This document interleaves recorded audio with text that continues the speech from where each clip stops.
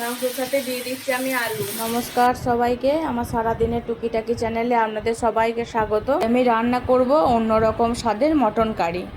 ফোড়নে দিয়ে দিলাম গোটা গরম মশলা আর কুচিয়ে রাখা পেঁয়াজ।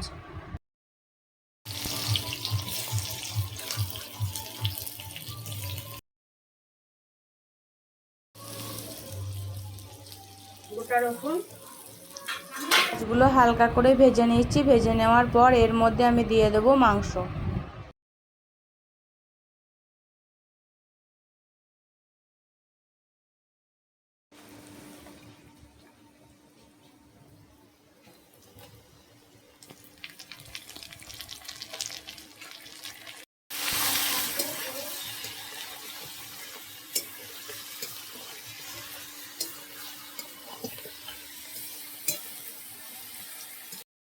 মাংসের সাথে দিয়ে দিচ্ছি আমি আলু।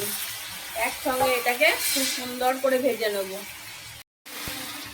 দিয়ে দিচ্ছি আদা রসুন পেস্ট।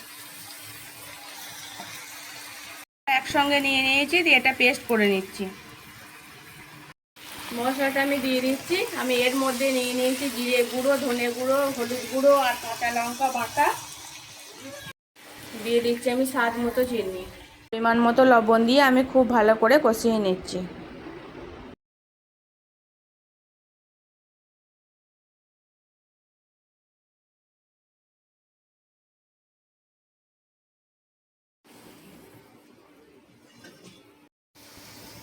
এবার দিয়ে দিচ্ছি আমি কেটে রাখা টমেটো।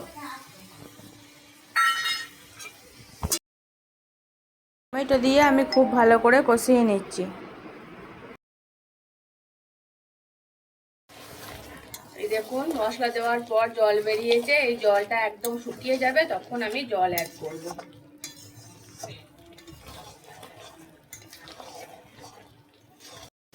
একদম শুকনো হয়ে গেছে। এইবার আমি জল অ্যাড করব। জল দিয়ে বাকিটা সিদ্ধ হতে দেবো।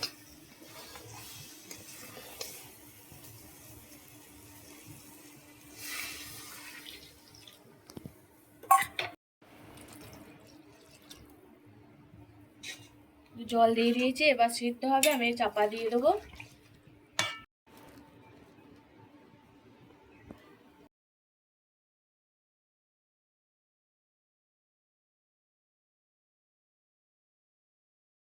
গরম মশলা গুঁড়ো। রেডি হয়ে গেছে আমার মটন কারি। এই মটন কারিটা গরম ভাতের সাথে খেতে অসাধারণ লাগে। আপনারা বাড়িতে একবার ট্রাই করে দেখবেন। আর ভিডিওটা ভালো লাগলে কমেন্ট করবেন, শেয়ার করবেন, ফলো করে পাশে থাকবেন।